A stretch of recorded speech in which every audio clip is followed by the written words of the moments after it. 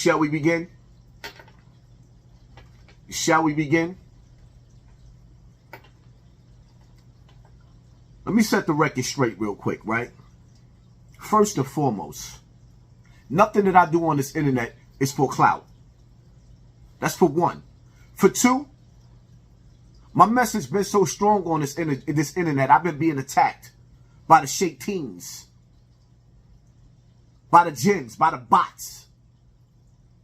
So my page is not monetized. So my message, when I said what I said to Gillie, this ain't have nothing to do with clout chasing or being monetized. I already got the clout. It's too late for all of that. Don't try to switch the game up. It ain't about the clout. It's always been about the message. And because my whole catalog of videos that came down off of YouTube to save my YouTube page, I can't go back to all of the messages. I didn't just start this. That's for one. So when it comes to Gillie and Wallow, the only difference is what I didn't know that would have changed the way I would have handled them was the fact that I didn't know Gillie and Wallow was my Muslim brothers.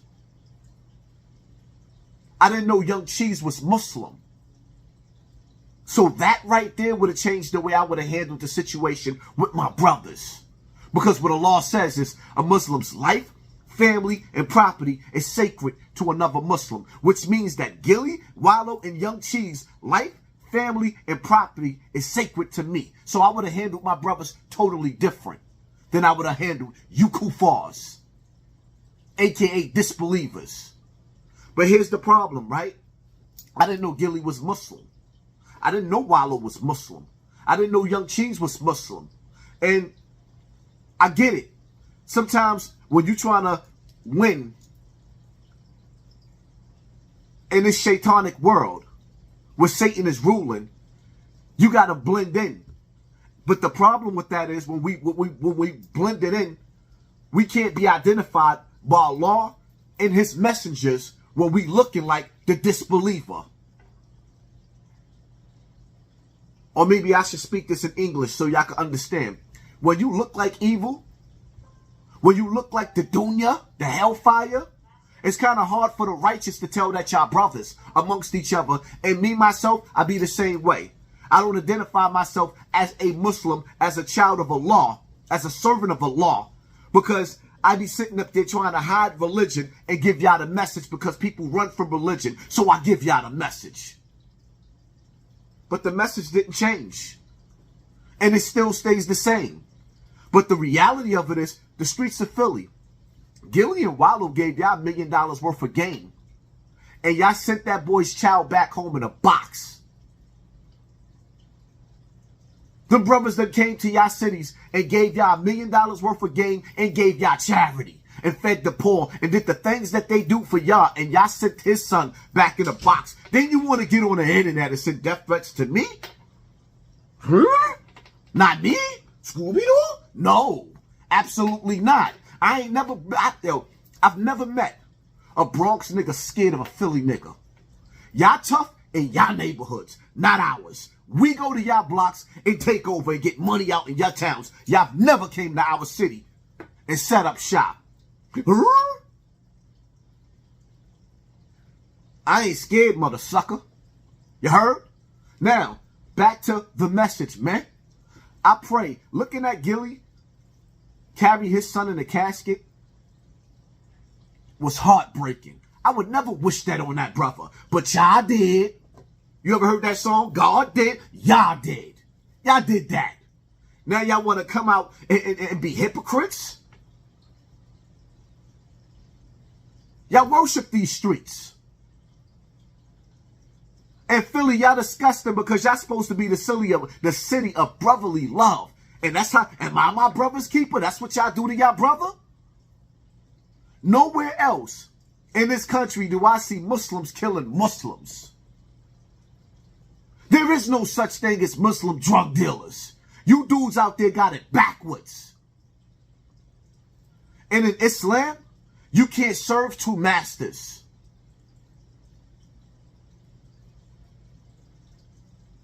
Words are spells. Young Cheese, Mac and Cheese, y'all rappers.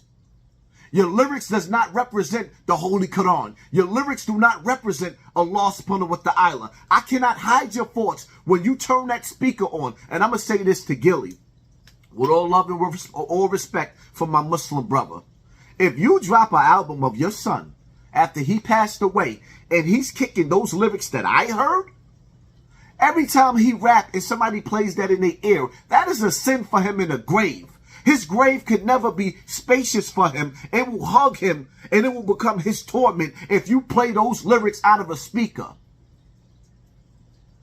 It's like planting a seed in the earth.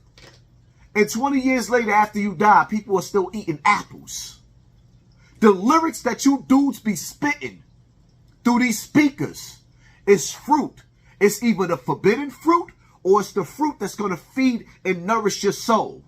What you do when you put music on this internet, when you make albums on this internet and you die and your music is murder, death, kill on a black man, murder, death, kill on a black man. If your lyrics is murder, death, kill, and that's what you speaking from the grave, you reap the reward that you have sown.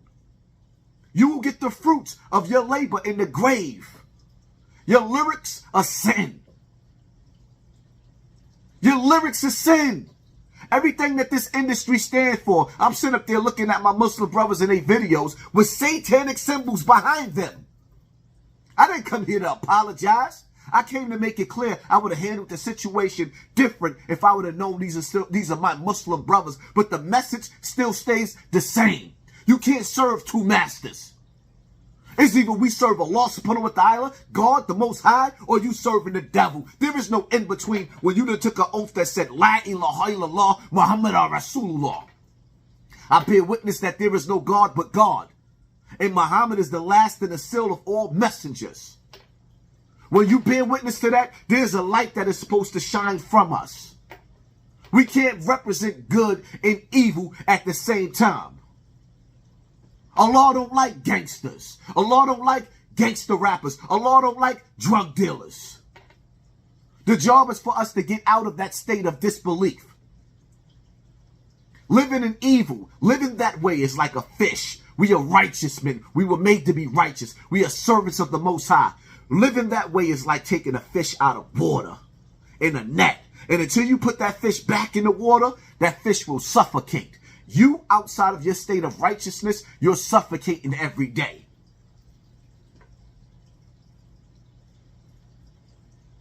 It's time for us to get back on the path of righteousness. You don't see what's happening in our neighborhoods? How could y'all glorify a life that got Gillie face looking with so much pain? Yeah, pain. You know that pain that I said, that pain that I was going through, I see it all in Gillie's face when you look at him carrying his son's casket.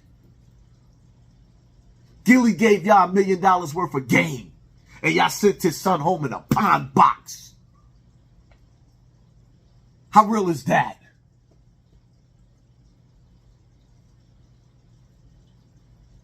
Back in the 60s, our brothers and sisters was hanged. How could you gangbang? I never had to run from the Ku Klux Klan, so I shouldn't have to run from a black man. You know why? It's self-destruction. I'm out. Hit that like button, hit that share button, hit that subscribe button.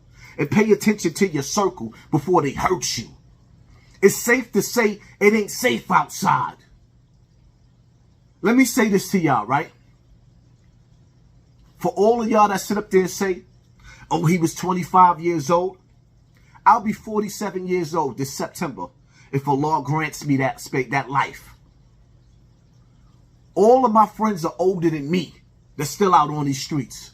50 and 60 years old. All of my friends are shooters. Old time gangsters. They got bodies.